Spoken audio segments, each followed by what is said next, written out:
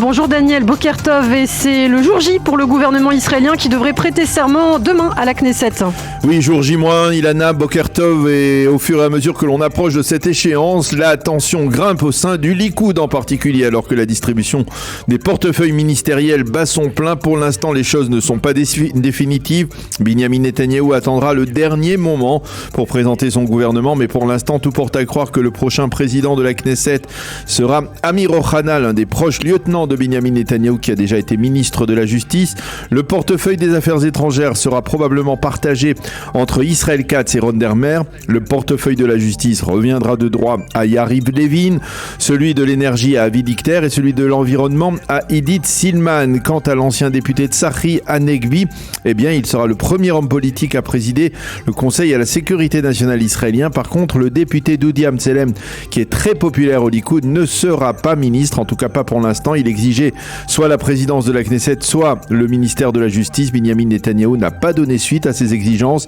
Amtselem a déploré cette décision dans un tweet très critique. Il affirme: c'est là le salaire de la loyauté, je resterai tout de même uniquement député de la Knesset. Et puis en marge, une précision importante, l'accord de coalition a été signé ce matin entre le Likoud et le judaïsme de la Torah, enfin.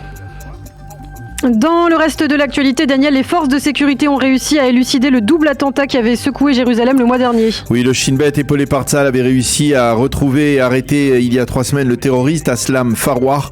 Mais hier, on a appris que celui-ci avait entièrement planifié, préparé et réalisé ce double attentat à la sortie de Jérusalem et dans le quartier de Ramoth. Aucune organisation terroriste n'était donc impliquée, même si Farwar s'identifie avec Daesh. Farwar, résident palestinien de Jérusalem-Est, disposait d'une carte d'identité israélienne, ce qui a facilité ses déplacements. Il avait d'ailleurs même fait ses études de technicien supérieur dans un collège israélien à Jérusalem et avait, selon le Shin Bet, d'étonnantes capacités qui lui ont permis de confectionner tout seul 3 engins explosifs. Il en a déposé 2, à Ramoth et à l'entrée de la ville, et le 3e avait des vis de fonctionnement qu'il ne l'a pas utilisé. Je vous rappelle que 2 Israéliens avaient été tués lors de ce double attentat. Et puis pendant ce temps, le Shin Bet a publié ses données sur le nombre d'attentats en Judée-Samarie en 2022. Oui, des données quasi définitives qui confirment une très nette augmentation de l'activité terroriste des Palestiniens en Judée et en Samarie. En 2021, le Shin Bet avait recensé 1570 attentats dans ces 2 régions. Il en a recensé depuis le début de l'année 2022 1933, soit 363 attentats de plus. En 2021, 18 personnes avaient été tuées durant ces attentats. En 2022, on a recensé 29 tués et 129 blessés. Le Shin Bet souligne que les forces de sécurité israéliennes ont lancé des dizaines d'opérations durant toute cette année contre des réseaux terroristes dans le cadre de l'opération Brise-Vague, en particulier à Naplouse et à Jenin. Et durant l'année 2022, ce sont 460 attentats qui ont été déjoués par les forces du Shin Bet et par Tzahal.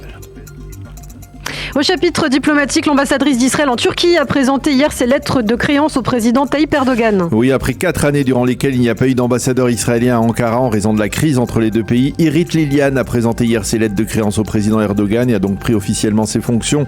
Dans son intervention, elle a émis l'espoir que le processus de rapprochement entre Israël et la Turquie puisse s'intensifier et s'étendre à de nombreux domaines de coopération. Côté israélien, on espère que l'arrivée du nouveau gouvernement Netanyahou n'aura pas d'effet négatif sur cette intensification des relations entre les 2 pays. Et puis enfin, pour terminer, le président Yitzhak Herzog a écrit au roi Mohamed VI du Maroc à l'occasion du 2e anniversaire de la signature des accords d'Abraham. Oui, dans cette lettre, le président Herzog remercie le souverain chérifien pour avoir promu les relations bilatérales entre Israël et le Maroc, pour avoir su préserver le bien-être de la communauté juive marocaine et pour continuer à œuvrer en faveur de la paix dans la région. Fin de citation.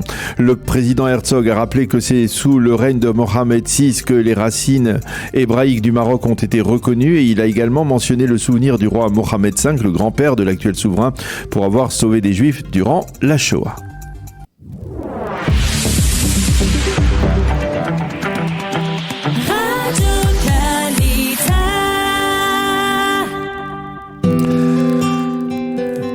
Une page météo pour compléter ce premier journal. Le temps se stabilise et il sera partiellement nuageux à clair aujourd'hui. Les températures sont en légère hausse. Il fera 13 degrés à Jérusalem, 19 à Tel Aviv et 20 degrés à Eilat.